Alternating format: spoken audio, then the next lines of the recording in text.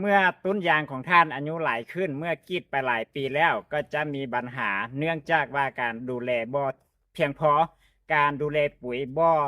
ตามรายหญ้าของมันอีกอย่างหนึ่งการใส่ปุ๋ยบังคับหลายเกินไปจนเฮ็ดให้ต้นยางของท่านทรุดโทรมก็จะเฮ็ดให้ต้นยางมีอาการหน้าแตกเหมือนกับต้นนี้เนาะเมื่อแตกแล้วก็จะเฮ็ดให้มีโอกาสเกิดเชื้อราได้หลายขึ้นเมื่อเกิดเชื้อราหลายขึ้นต้นยางก็จะหน้าตายหรือตายนึ่งนั่นเอง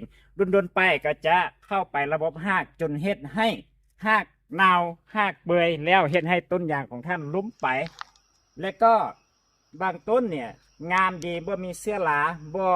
ใบยังเขียวดีบ่เหลืองอย่างต่างๆบ่กุดบ่งอแต่ท่านใช้ยาเร่งไหลเกินไปจนเฮ็ดให้น้ำหล่อเลี้ยงของต้นยางนั้นหมดไปดังนั้นพวกเรามีวิธีแก้ที่ดีที่สุดเนาะท่านบ่จำเป็นต้องใช้ปุ๋ยให้ยุ่งยากหลายเกินไปก็จำเป็นต้องใส่ปุ๋ยทางหน้าดินเนาะพวกเรามีทางแก้ให้เหมือนกับต้นยางต้นนี้เนาะกรีดแค่มีดเดียวเท่านั้นก็จะเกือบเต็มถ้วยแล้วเนาะถ้าหากว่าใส่ต่อเนื่องก็จะเต็มถ้วยดังนั้นวิธีแก้ของเราก็คือจะมีอยู่3ตัวคือในนี้เนาะ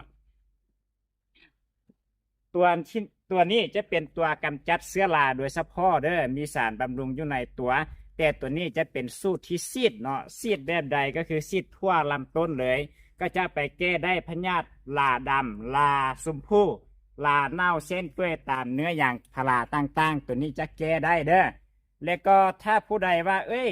อย่างค่อยบ่มีเสื้อลาบ่มีอีหยังเลยบ่มีปัญหาใดๆแต่ว่าไหลบ่ดีซื่อๆค่อยจะเฮ็ดแนวใดก็จะมีตัวนี้เนาะตัวนี้ก็คือตัวซีดคือกันแต่จะเป็นตัวบ่มีเสื้อลาอยู่ในตัวเหมือนกับกล้องที่เว้าไปเมื่อกี้นี้เนาะ บ่มีเสื้อลาเป็นสูตรบำรุง100%ใส่ตัวนี้ก็ได้ฉะนั้นวิธีผสมจังใดให้ทักมาอินบ็อกซ์นี้เนาะ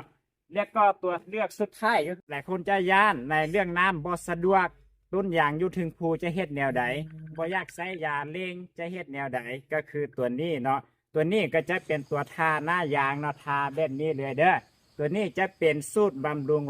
100%ฉะนั้นพวกเรามีทางเลือกให้ท่านครบถ้วนแล้วบ่ว่าจะเป็น